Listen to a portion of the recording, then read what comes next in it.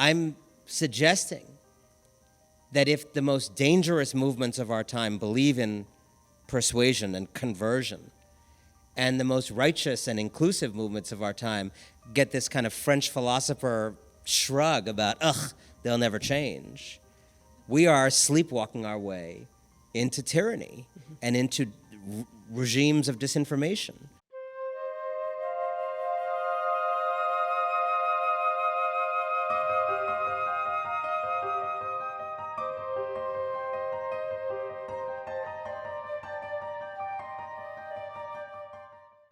This is I love a city where a library can attract this kind of crowd. There you go.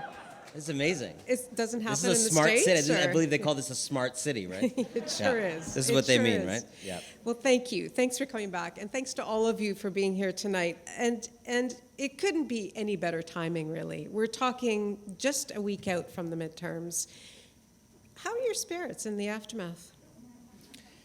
I mean, it's a scary era, whether you live in Canada, or whether you live in the United States, or whether you live in Brazil, or whether you live in India, and there's good days and there's bad days for democracy, and we had a very good day for democracy not long ago. We are in such a precipice in the United States and elsewhere that a very good day is the difference between really, really terrifying outcomes and more reassuring ones. But I don't rest in any kind of comfort that in these kind of referendums on democracy that so many of our countries are experiencing, 51-49 or 53-47 victories in defense of democracy, they may reduce the number of times I wake up in the middle of the night by like 10 or 15%, but they don't keep me from waking up in the middle of the night. We are still, around the world, and certainly in the United States, perhaps the leading edge of this, unfortunately, in a real crisis in which pro-democracy, pro-freedom forces are struggling to outcompete anti-democratic, deceptive, sometimes fascistic forces in a battle for hearts and minds. And so I felt very good after those results, but I still feel that there is a tremendous amount of work to do to build pro-democracy movements that can durably beat back the menace of deception, wannabe tyranny, xenophobia, and these other dark forces. So it's still a shade kind of under cautiously optimistic. Cautiously optimistic, and the work is long. Yeah. This is a generational project. We are in a generational mess that democracy in so many different places with different histories, different issues, has gotten so close to obliteration, and it's going to be the work of a generation to put democracy back onto any kind of safe footing. Your book is about persuasion, and I was curious how much you think persuasion actually had a factor, or was a factor, in the success of the Democrats this time around. Look, persuasion is always what is happening in politics, but the problem with which my book begins is that many of us have given up on persuasion in this moment of rising polarization around the world. We participate in what I call in the book the great write-off. That person will never change because they voted that way once. That person will never change because they said that thing about the vaccine. That person will never change because they don't believe in climate change, so on and so forth. That person will never change because they belong to this group, and their interest in protecting the power and privileges of that group will mean they will never change. Now, I have participated, see nods in the audience. I have participated in the culture of the write-off as much as all of you nodders and the people who are not nodding because you're trying to pretend it's not you also. I think we've all participated in the culture of the write-off in this time. In some ways, it's the culture of the age of polarization. The problem with it is, it's empirically false. It is not true that people don't change. A whole lot of 2021's anti-vaxxers are now fully vaccinated. A whole bunch of people who hated gay folks in the 1990s now have no problem with them and vote for gay candidates and people who advance pro-gay policies. a bunch of people who have supported Donald Trump or other kind of authoritarian movements around the world have since changed their mind and voted against those movements. So persuasion is always going on, and when we turn our back on the idea of persuasion, out of our despair, out of our fatalism, out of our depression at what's happening, we kind of leave the terrain open to the worst actors. Here's the problem. The worst actors always believe in persuasion, right? And the purpose of my book, there would be no Fox News if they didn't believe in persuasion. They think everyone's in play. Really, I mean this very seriously. Like, there's a reason they play these, looping videos of people crossing the border and this. They believe that a new fearful person is born every second, right? They believe a new racist is born every second. They believe that they can constantly draw people in to their dystopian view of the world in which everyone, alien and other, is a threat. But you're not prescribing that we have another Fox News on the other side, do you? No, I'm suggesting that if the most dangerous movements of our time believe in persuasion and conversion, and the most righteous and inclusive movements of our time get this kind of French philosopher shrug about, they'll never change, we are sleepwalking our way into tyranny and into regimes of disinformation. And so I really, with this book, desperately want the pro-democracy side to reclaim persuasion. And I wrote the book because I didn't have the answers to how we do that. I spent a lot of time with people, organizers, activists, politicians, cognitive scientists, a cult deprogrammer, because that's where we are now, and others who I think hold certain insights about how we can reach people even when it seems so hard, how we can pull back those relatives, those voters, those coworkers who we seem to have lost to the far side. Let me ask you about the process a little bit. Did you have to be persuaded on this journey of persuasion, or were you already persuaded on your way to finding the answers? I will tell you, I started this book with a lot of despair, frankly. It's been, and I understand, the situation in America is obviously way more dire than the situation here, and congratulations to all of you on that. We have been in this 7-year defensive crouch where it really feels like the absolute worst possible tendencies in our history and culture and institutions are right at the surface, ready to engulf the whole project of the country. And so I was just writing from that, and I started the book kind of late 2019, early 2020, right after I last came to Toronto, actually, and really in a place of despair. Just, are we ever going to be able to? Is the side that wants more democracy rather than less, more people to be included rather than less, to fight climate change rather than die in a wildfire? Are we able to win? It didn't seem to me we were winning. And I didn't have the answer in my own heart. If I did, this would be an autobiography. So I tried to find people who did. And I sought out a bunch of people kind of outside the national limelight. Some of them are in the national limelight, but a lot of the work they do is not. But people who were addressing this issue of how do you persuade, how do you build a bigger we, how do you build a bigger coalition and keep a messy coalition for these ideas of more democracy, more progress, economic equality and justice, so on and so forth. And what kind of came out of spending time with these people was kind of a new playbook, an organizer's playbook, I would call it, a persuader's playbook of things that they are doing and advocate doing that kind of is the opposite of what I see the Democratic Party in the United States doing, what I see a lot of the political left doing around the world.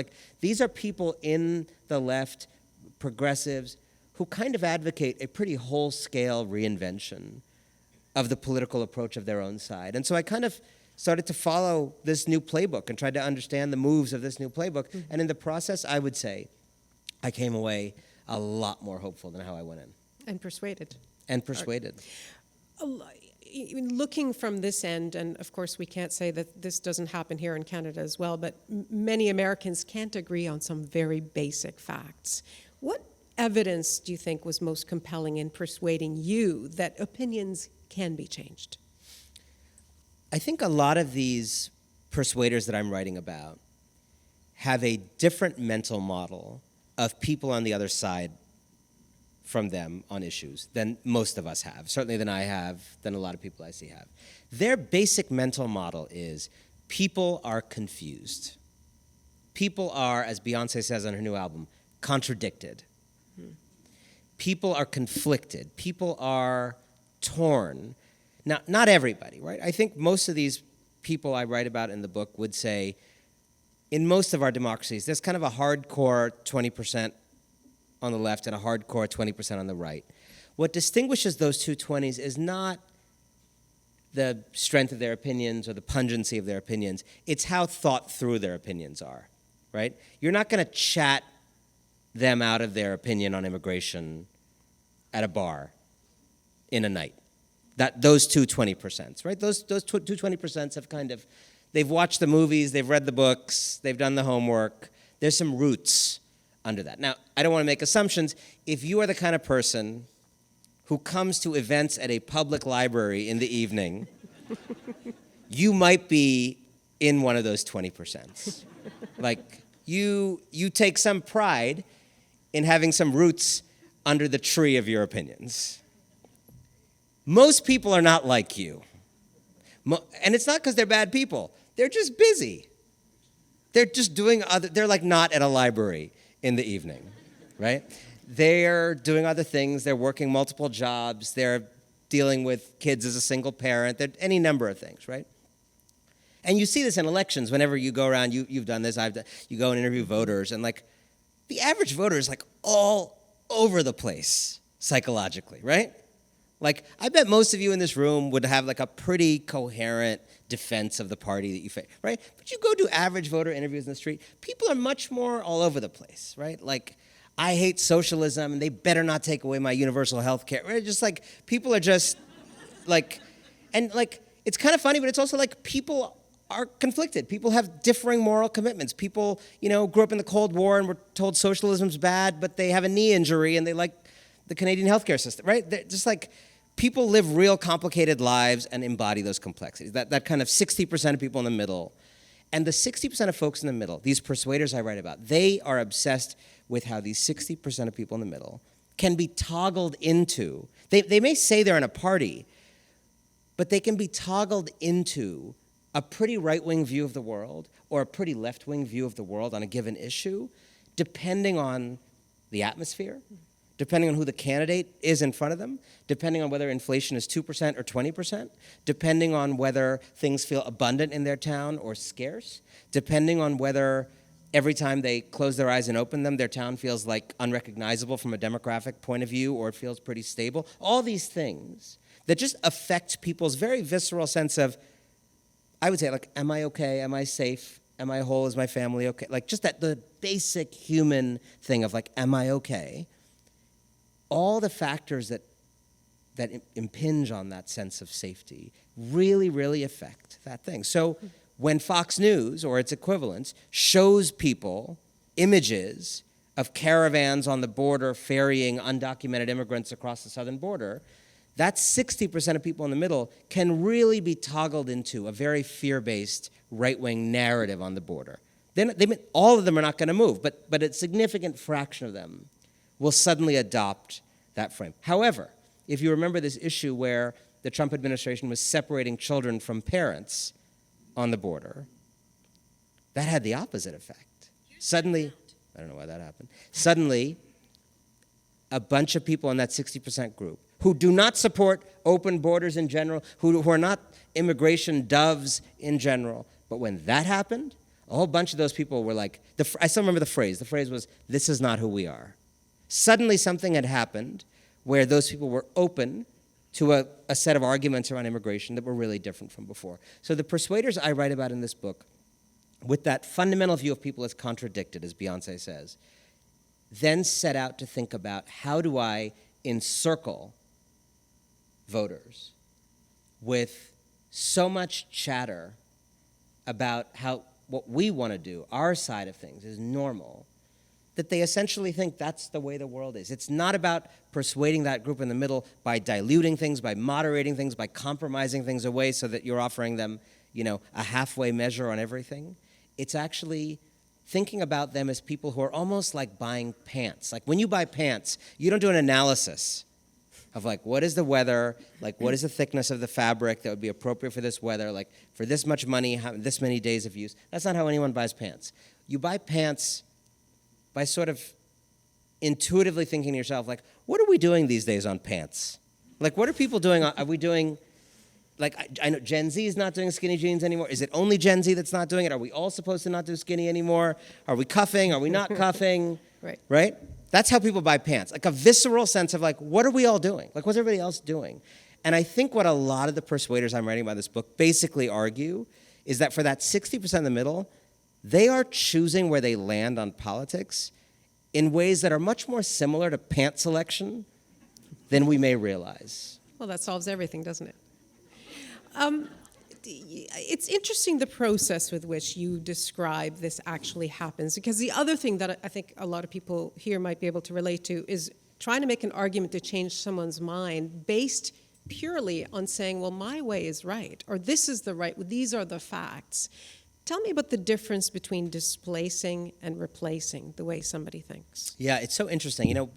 Part of what if this is not my first book that you've encountered, what I do in all my books is I take this kind of big theme, but then I really follow individuals grappling with these big changes, right? So they're not surveys. They're like about a handful of individuals dealing with these big forces.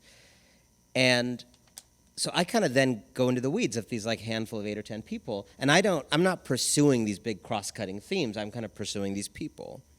And then at the end, there always end up being some cross-cutting themes. And those are, in a way, the most interesting to me, because I didn't seek them out. Mm-hmm. They just emerged from different people saying the same things in different ways. And one of them was displace, not replace. And this came up with multiple people, probably most explicitly in my conversation with the veteran activist Loretta Ross, but others also. And that's basically, a lot of us, when we think about reaching that climate denier uncle or that low-key racist colleague or that person you're doing door-to-door political canvassing on or whatever, it's tempting to try to kind of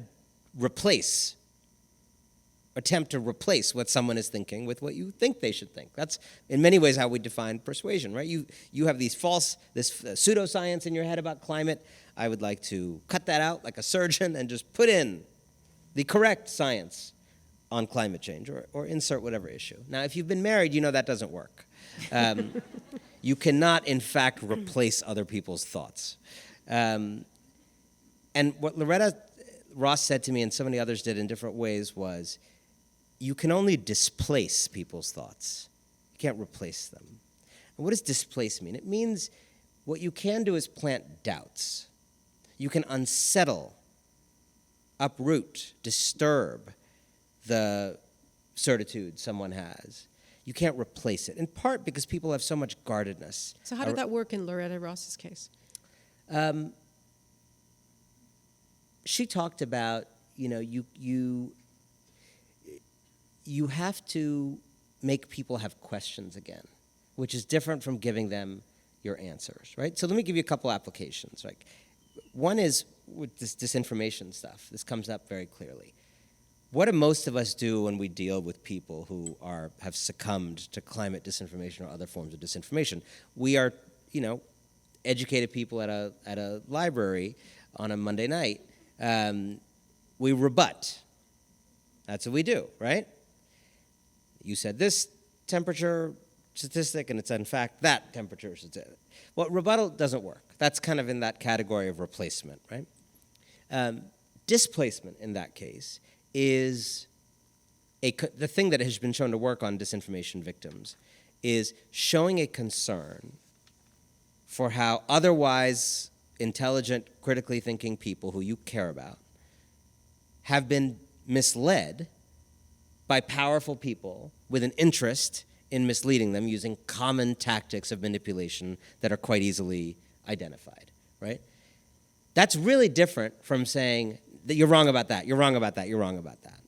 Like, going to that place of, I'm just concerned that the same way big companies lied to us about smoking until our aunt died at 41, Right.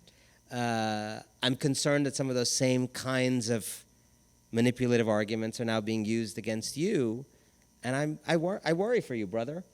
Again, it's not going to work every time, but I have a chapter in the book in which I talk to two experts. One of them was a cult victim herself, Diane Benscoter. She was in the Moonies in the 70s, in case any of you are also a Moonie. And she describes very powerfully this kind of displace, replace with her. Her mom organized a deprogramming session with these two women who came to see her, tricked her into this deprogramming thing. And she's sitting at the table, and they start rebutting, like, their view of Jesus relative to her view of Jesus. Just not working. It wasn't working. She didn't even have the rebuttal of their rebuttal, but she just knew that there was a rebuttal somewhere that someone would have, and she was like not buying it, right? And then they change tacks, and they start reading to her from a book about Mao's brainwashing techniques in revolutionary China.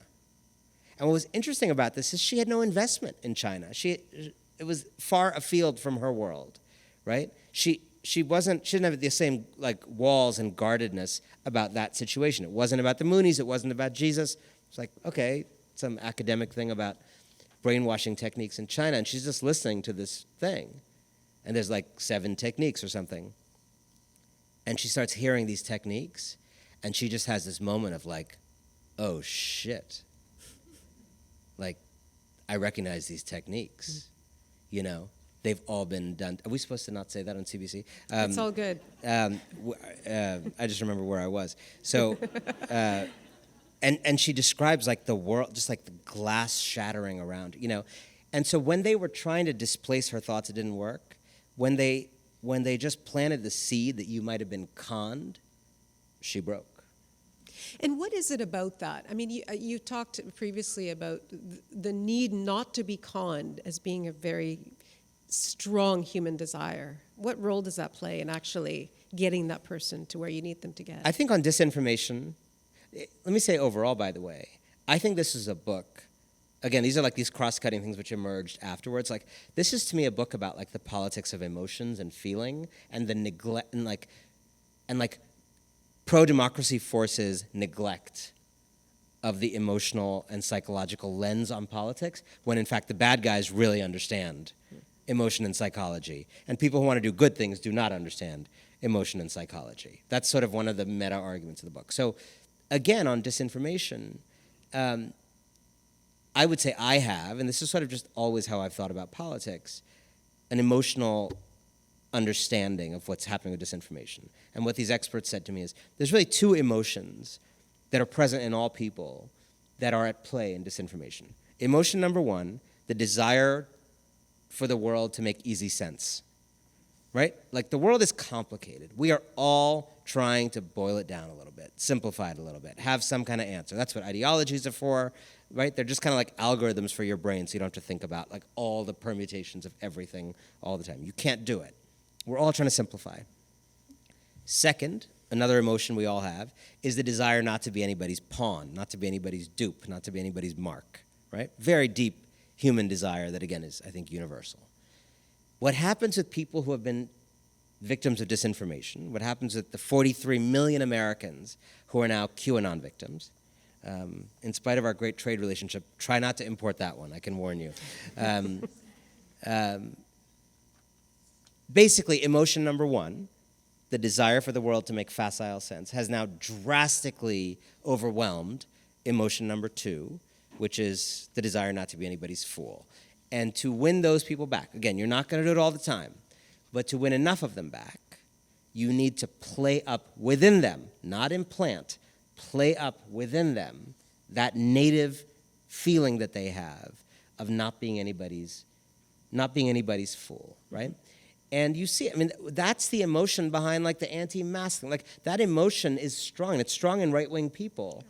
The desire not to be anybody's pawn, but somehow it gets suppressed often in these things. And so figuring out smart ways to kind of get that back is very crucial. In researching this book and looking at these different types of persuasion, was there one type of persuasion that surprised you in its effectiveness? I studied a thing called deep canvassing. How many of you have heard about a movement called deep canvassing? We got a few people. Yeah. I don't know if this is happening in Canada. If it's not happening in Canada, like, as I said, don't import QAnon. Do import deep canvassing. Deep canvassing is one of the most exciting things happening in politics in the world, I think. It's the thing that I ended the book with because it gave me such profound hope.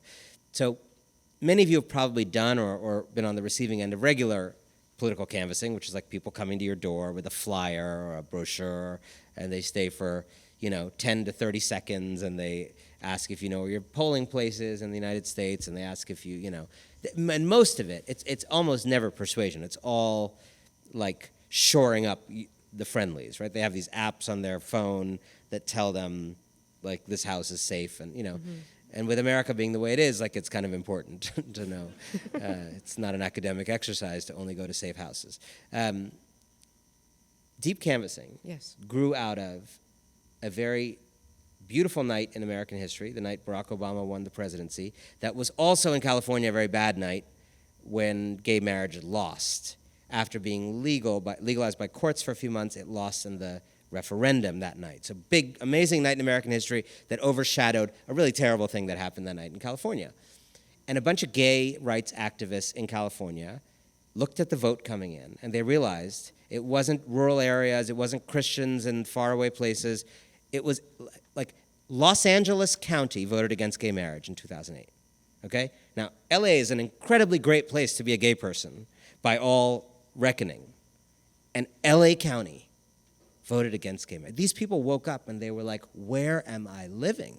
Right? One of the canvassers, eventual canvassers, described going to the grocery store and like standing in the produce aisle and just like looking at people on the left, looking at people on the right, like, these people, several of these people think I'm not fully human. What is going in LA, right? So it started an experiment of going door to door. Again, this is not for everybody, and you don't have to do this, and most gay people didn't want to do this, and most black people don't want to do this with white voters. This is for people who want to do this, right? A bunch of these gay rights activists started going door to door and saying, I want to go talk to these people. I want to understand why they're so afraid of me. I'm genuinely curious. I don't think I'm that scary, but clearly I am to them, so I want to go have these conversations. So they did. And first it was kind of helter-skelter, and then it evolved into this formal method now called deep canvassing that's happening across the United States, maybe elsewhere, where people go to the door. They spend 30 to 40 minutes per door if they can. They don't go to friendlies. They go to all kinds of people, including very unfriendlies. They take their chances. These are undocumented people who could be deported any second, knocking on the doors, talk about immigration. This is trans people knocking on the door to talk about trans rights. These are incredibly brave people I write about in the book. And they are going door to door, and they basically listen. They strategically listen. They're very clear about why they're there. They don't lie. They're honest about their stance on the issue. But then they listen. And they do the thing that we don't do in this age, which is they just listen without calling out. They feel no moral obligation to like stamp on your toxic opinions as you say them. They just let your toxic opinions out. They let them come out. They're not lying and pretending that they think your toxic opinions are great, but they're not feeling an obligation to like register their disapproval. They just let it come out. Let it come out. Collect bile. You got any more bile? I got a big bucket. Just give me all your bile. Bile is finite. So bile runs out eventually. And then you start, Beyonce, people are contradicted, you then start mining for contradictions. Again, you're not trying to replace. You're not trying to say, well, actually, trans people are not dangerous. You don't rebut them. You say, it's interesting that you say that about trans people. Do you know any trans people? And often they do. That's the easy route. Usually the people they know do not match the thing they told you during question one, and so then they start to have cognitive dissonance on the door. You help them work that out. Or have things ever been assumed about you based on factors beyond your control, and were they true? And if not, how was that for you? People really struggle with that. And then you see people, I've seen it in front of me, I've seen it in videos of deep canvassing, people start going, oh, shoot, I am that person on this other issue, right? How often do you see that descend into an actual confrontation or an argument? I think it's actually happened a lot less. My guess is a lot of people who would be prone to a confrontation just don't consent to a conversation.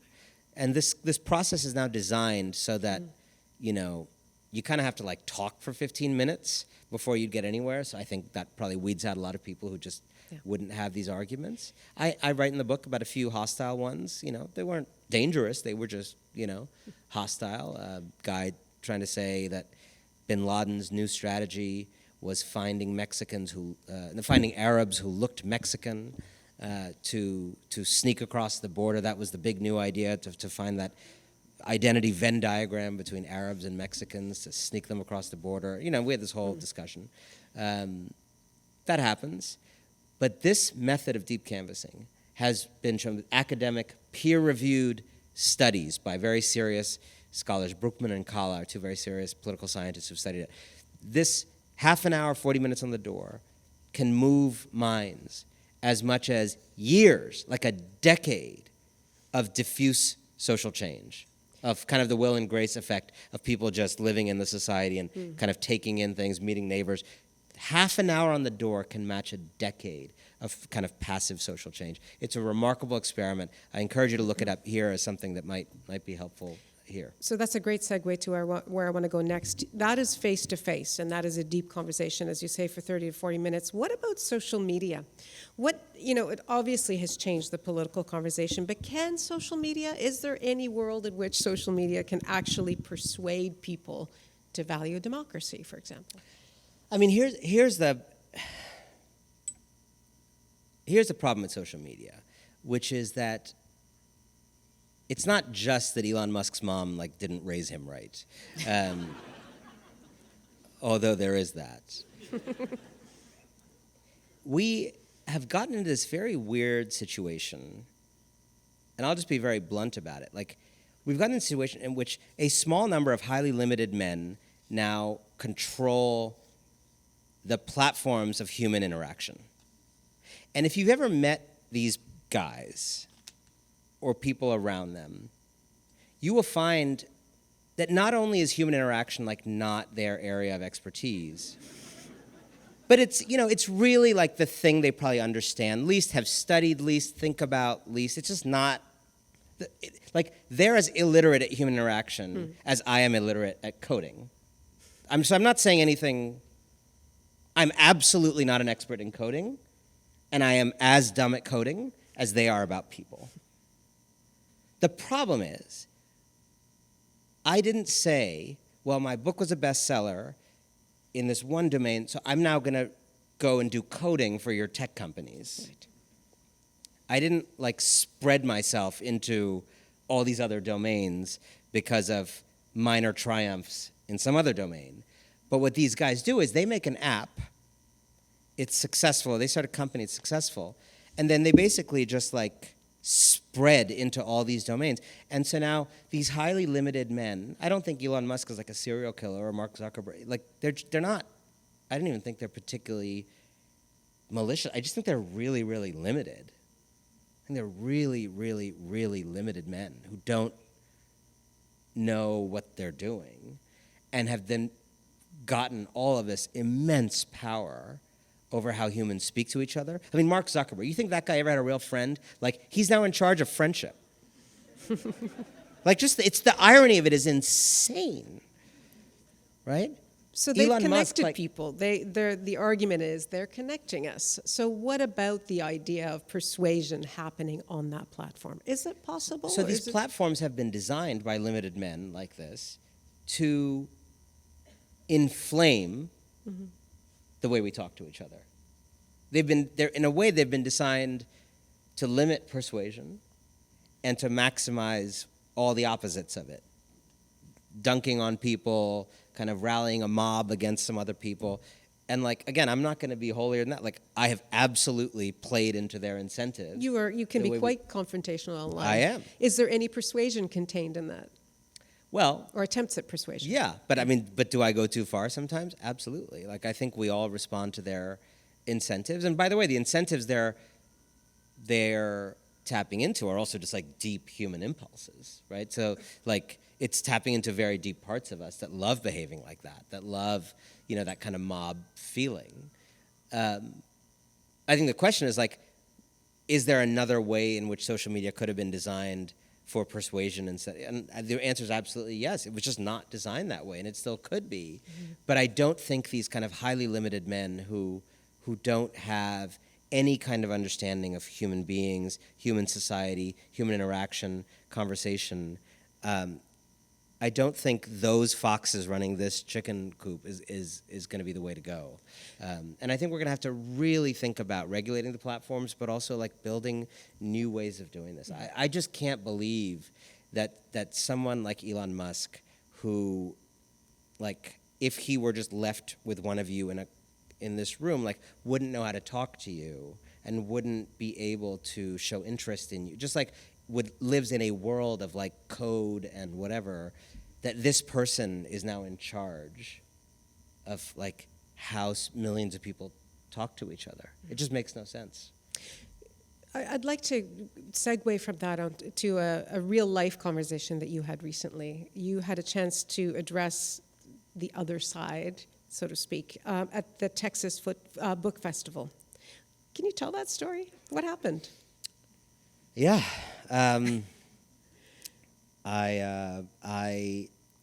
this goes to your earlier question a second ago, which is that, I really believe that persuasion, and part of the argument of the book, I'm trying to also redefine persuasion with this book. Like, I don't think persuasion is moderating what you say to, like, reach people in the mushy middle by making it palatable to everybody, I mean, the people I'm writing about in this book, and I think my own view, is that persuasion is a much more complicated thing. I think the kids throwing tomato soup at paintings are engaged in a process of persuasion. I don't think they're the only approach, but I think the notion that what they're doing is backfiring is very limited view, because it's part of an ecosystem in which someone's job is to throw tomato soup to get attention, and someone else's job is to eke out legislation, and someone else's job is to lobby, and someone else's job, and like we all have a role. And like in the broader world of how do you stop the planet from being uninhabitable, do I think that there's a role for a persuasive lane of doing whatever it takes to make the world talk about your thing for a second? Yeah. I mean, I just view persuasion as multimodal. So in that spirit, I'll tell my tomato soup story. I was invited to the Texas Book Festival. As I told them, I go everywhere once. This is a place I've been twice, so that's great. Long live Canada. I was asked to. I was giving a talk on my book in a tent outside the next day on Saturday, but on Friday night there was a gala for the Texas Book Festival, which does literacy programs all around Texas, and Texas is a state where the government does very little for people, so they raise money from rich people to fill the gap that the rich people have left by not paying taxes. So they were doing that. They invited me to speak there. I actually asked for instructions, guidance. What should I talk about? I got 10 minutes. And they were like, nope, whatever you feel like, anything you want. Well, I take those instructions to heart. So I wrote this talk. It was sort of based on this book. And at the beginning, I talked about the very dire situation in Texas, which you may or not have been following, but Texas has voluntarily seceded into the 14th century, and banning abortion, not just banning abortion, but really like actual fascism in the implementation of the abortion law, which is much worse than just banning abortion. They not only banned abortion, they turned everybody into like a neighborhood informer, because the mechanism for enforcing the law is anyone can like inform on women for getting an abortion, and then like sue and collect a bounty from the state. So in a moment, not only is abortion criminalized in that state, but you've like literally turned the entire citizenry into the Stasi overnight. I mean, just like awful, truly like actual fascism now. And so I talked a little bit about that, just very parenthetically in the beginning. And then I was sitting with my prepared remarks in my pocket, and a comedian kind of person was making introductory remarks, and he saluted some guests of honor who I didn't know or recognize, and then the last guest of honor, and was the wife, First Lady of Texas, the wife of the governor of Texas, Cecilia Abbott.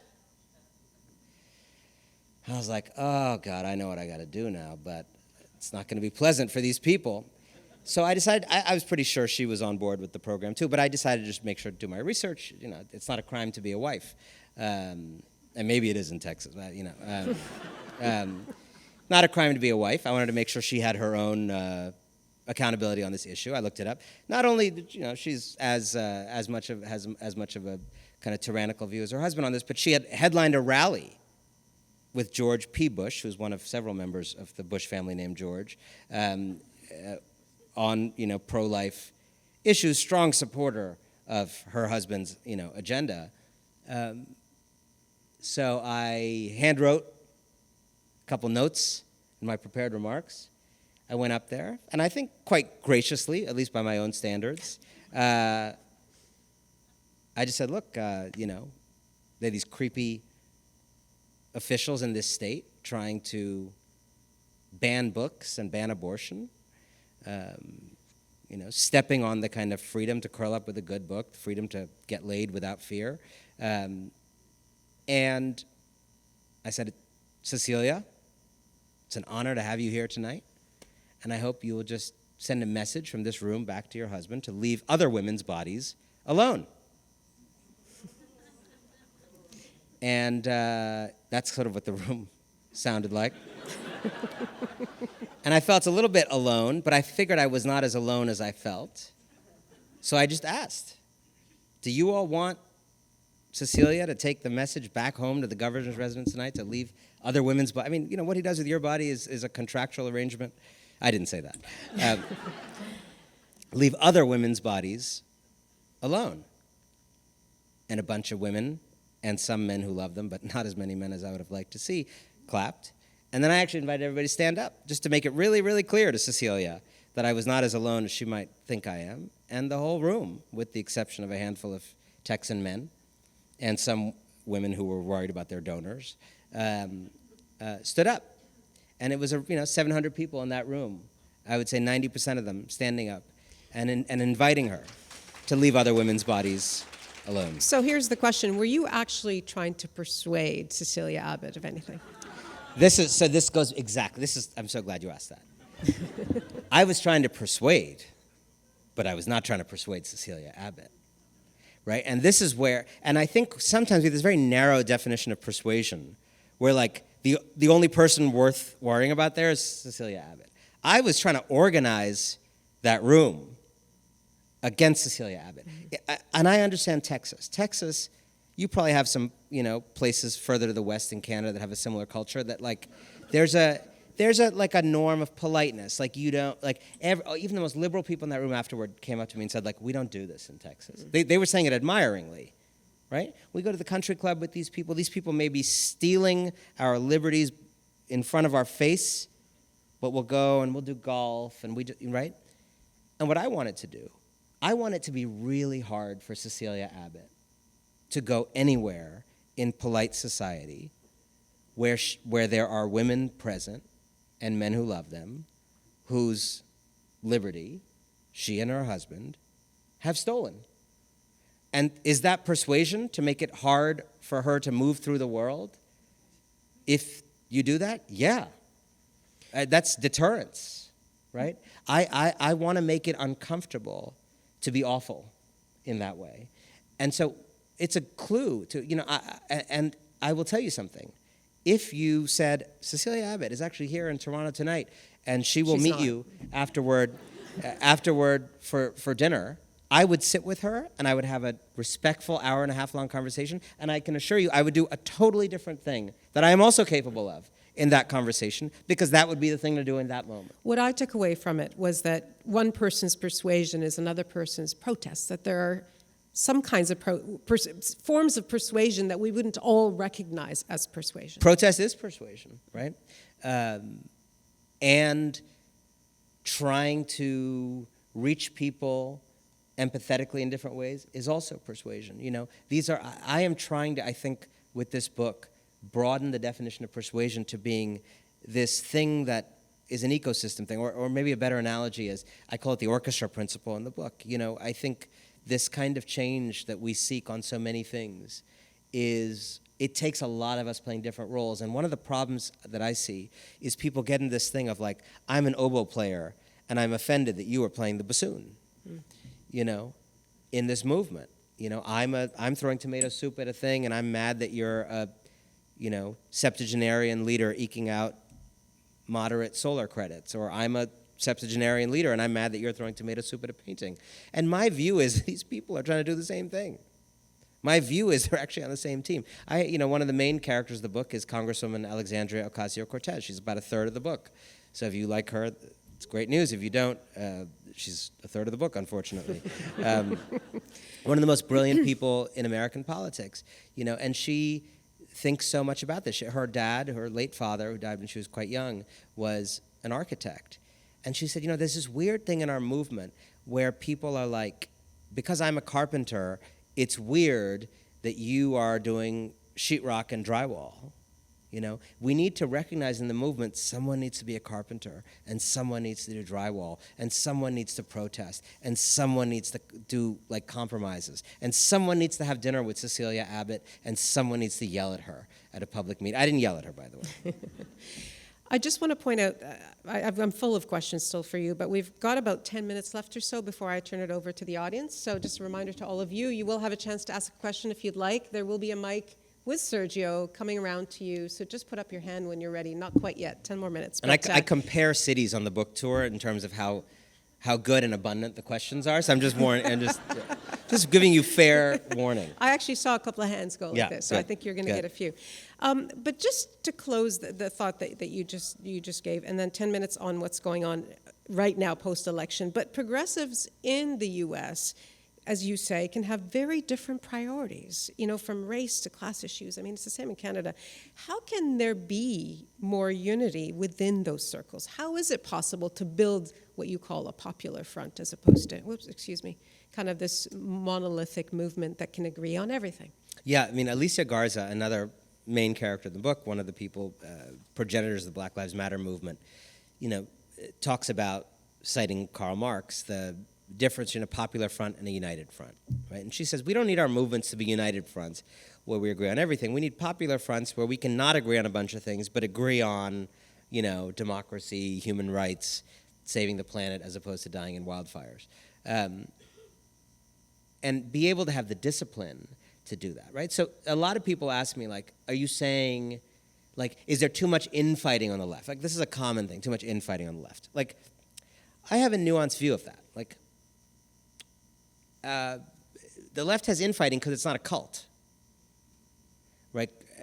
Infighting is a sign that you are not in a cult, you know? The fact that you're having disagreements about race first versus class first approach, these are like what I call beautiful arguments. These are beautiful arguments. There's no easy answer to them. Like, I don't think we need to not have them, you know?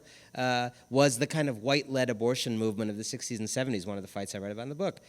You know, there's now been some infighting where black-led and other groups say, you know what, that white-led abortion movement didn't see and represent a whole bunch of issues that women of color have.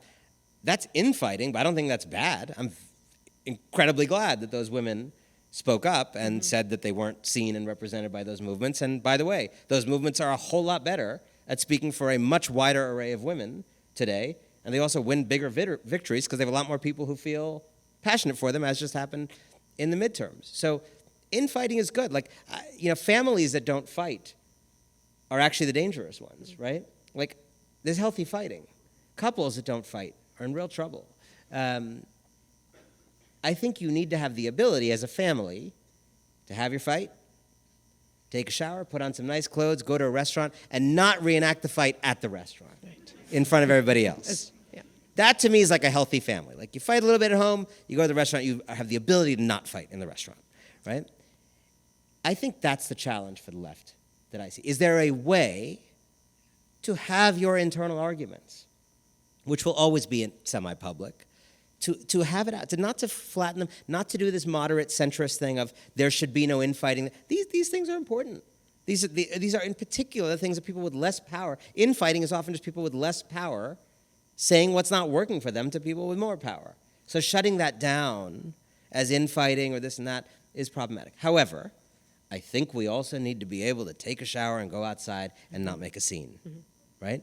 So that means and I think, by the way, in the Biden era, I would say, I actually think this dynamic is healthier right now in the U.S. under Joe Biden than it has been for Democrats in decades. Because under Clinton and Obama, I'm like trying this on out loud, but I think it's true. At some very deep level, I think under Bill Clinton and Barack Obama both, progressives, the furthest left parts of the party, were kind of viewed as like petulant children who didn't get it, always wanted too much, didn't understand how the world worked, like annoying, right? Even if you read Obama's memoir, like such a thoughtful, brilliant person. But his attitude to the left, to Bernie is just like, these are annoyances that he had to manage, right? There's very, very little, in his own memoir, like very little respect at any level for who those people were, what they were trying to do, why they were motivated that way. The really wild thing that has happened in America in the last few years is that Joe Biden, who is not a baby boomer because he's too old to be a baby boomer, he aged out of being a baby boomer, has turned out to have the healthiest relationship with the far left and with progressives, and actually with every other part of his coalition, than any other, they're all moderate presidents, any other moderate president in the last many years. Not a perfect one, right? Yeah. But if you talk to AOC, as I did for the book, if you talk to Bernie Sanders, like Jane Sanders said to me, Bernie's wife, like, Bernie's never been listened to this way in like 50 years, right? Bernie's like writing these bills. Like Biden did 5 different massive spending things on infrastructure, on climate. Like Bernie was like a major drafter. Elizabeth Warren's staffers, her like ex-alumni from her office, are basically in like every major job in the Biden administration, right? Like, and at some deep level, the Biden people, I think, do not view the far left of progressives as petulant children who don't get it. I think the view of them, and I would say in my interactions with the Biden White House, like the view of people like me, is as overly idealistic people who don't have the constraints of the real world they do. And I think their view at some level is that if they were in those people's shoes, they'd be like them. And if those people were in their shoes, they'd be more, which is different from these are annoying people who want the wrong thing. Yeah. There is actually a respect across the coalition. There is a sense that they're trying to do similar things. They disagree, but actually, I think there's a way in which the coalition is holding right now and explains a lot of these victories in a way that's remarkable. So let's just extrapolate on that for just 5 minutes before we get to the questions. If you could sum up your thinking in recent days since the election, what do you think that election actually, or the result tells you about the whole country's divisions? What can you conclude at this stage?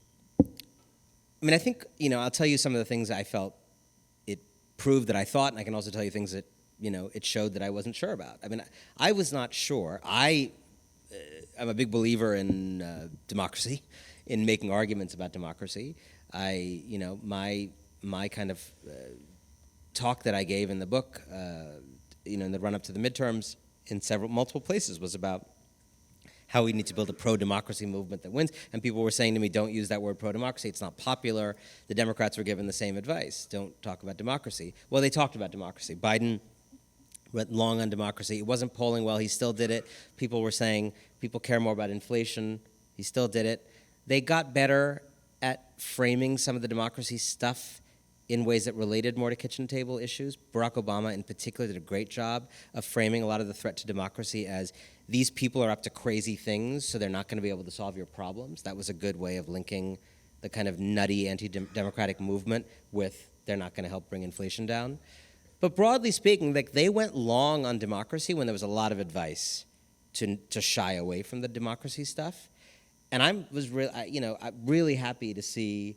I feel like the idea of going long on democracy was vindicated. It turns out people do value their freedoms to choose their leaders and their freedom to have their bodies left alone and not have creepy Greg Abbott's hands on their bodies. I think there was also in individual candidates examples of forms of persuasion that are much more appealing than a lot of the old models. In John Fetterman, who won the Senate race in Pennsylvania, very compelling and unusual figure, you have this kind of inversion of the normal democratic thing. The Democrats in America have often persuaded through dilution, which is water down your program to be palatable to as many people as possible. You often end up with thin gruel that actually pleases no one, but no one learns. John Fetterman represents kind of what I advocate in the book, which is persuasion by actually standing very firmly and bravely where you are for big, bold, brave things, ambitious things, and trying to persuade not by cutting it in half or watering it down, but by continuing to stand in place, but reaching out much more effectively, reaching out through how you communicate, speaking, even in your affect. I mean, even in his wearing sweatshirts and shorts all the time in November, conveying to working class people that he sees them, that he's one of them. By his kind of willingness to pick fights. I mean, Democrats are so high-minded. That Michelle Obama thing, with all due respect, about when they go low, we go high. I think high was the wrong location to go. And he showed a kind of willingness to troll back against a movement of trolls. And so I think there's a lot of little examples across the country of what is working. I think taking back the idea of freedom, I think freedom is a very powerful idea that the left has often conceded to the right. It should not be conceded. In Josh Shapiro, who won the governorship in Pennsylvania, there was a real reclaiming of freedom, right? I mean, by the way, and this is really, climate change be reframed as a freedom issue. Right. It's a freedom to breathe, right? The freedom, abortion is a freedom issue, And yet, a fair economy is a freedom issue. And yet, as a very final question here, explain it to us. The Donald Trumps, the Rick DeSantis, I mean, they are popular still in the U.S. We know they want power, but why is it that anti-democratic leaders are still so appealing to voters in America? I mean, it's remarkable, right? You think about people are running in democratic elections on promises of taking away your power to choose your leaders, and they're doing well, right? What does that say? It says that we haven't won the argument against them. I am tough on our side because I think that's what you do to people you love. I think it's easy to rest on the laurels of well, they're rigging the thing, and they're rigging that, and they're using disinformation, and to kind of tell yourself that in a fair fight, you'd be destroying them. I don't think that's the case.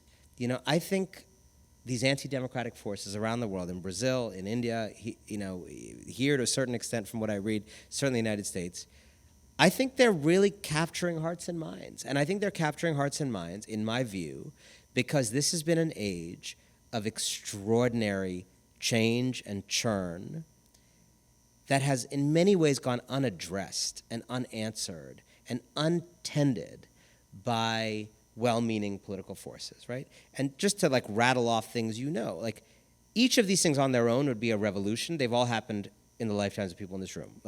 Just the upheaval in gender roles and the empowerment of women over the last 50 years, right? Racial and demographic change in many Western democracies. Dramatic revolution, right? Globalization, and particularly the rise of China, changed every place on earth, what people do, what a good job is or not, the IT revolution. Nothing has been left, social media, these huge forces we've lived through. And I think something that the political left, pro-democracy forces generally don't understand is that this has foisted a lot of psychological change on people, psychological transitions on people. Men needing to figure out, I got to let go of the old way of being a man that worked for my dad and my granddad. I got to figure out some new way of being a man that's not quite vivid to me yet, or it doesn't feels like an ill-fitting suit. White people being the first generation of white people in the history of their country to reckon with race. It's a remarkable thing. It's a remarkable thing that's happening in our time, right? If you're white in this room, how many of your parents and grandparents ever thought about being white? That was the whole point of being white. You didn't have to think about it, right? You can't be white now and not think about it. Now, that's uncomfortable. I would say it's remarkable progress. Remarkable. It's a huge civilizational achievement that we are struggling with whether we live well with other people, with whether the way we passively move through the world is suffocating to others. We're thinking about that. Our ancestors did not think about these things. We're thinking about it. But it's a lot, right? You used to be able to come out of high school, make things with your hands. You can't do that anymore in many places, right? That's a whole new psychology for people. Who am I going to be? Am I going to be okay? I'm going to provide for my family. All these jobs, coal, oil, that provided livelihoods to people, but also provided a sense of community, a sense of mission. Gone. We're saying you can't do that anymore. Things you're going to eat, beef, maybe you're going to have to eat that less. Again, all these things may be righteous, but we're asking a lot of people. All these, we're asking people to learn new skills, to live in new ways, to check their privilege, like to not live in ways that befoul the planet as a matter of course. And as right as these things are, I think we don't understand how discombobulated a lot of people are, how out of sorts they are, how a lot of people feel like they've been asked to vacate like one kind of residence of being, but the new place they're supposed to live in is not here. And the last thing I'll say on this is the right understands deeply everything I just said and has built its entire platform, at least in the United States, you tell me if it's true here, its entire platform on taking advantage of that sense of psychological displacement, that sense of I'm not sure who I will be on the far side of change, and has built an entire edifice of information, of political outreach, of organizing on I will come in, I will see your fear and anxiety about the new you in a world of change, and I will tell you you don't have to change. I will tell you that these people are conspiring against you. I'll tell you it's George Soros' fault. I'll tell you it's the Jews, so on and so forth.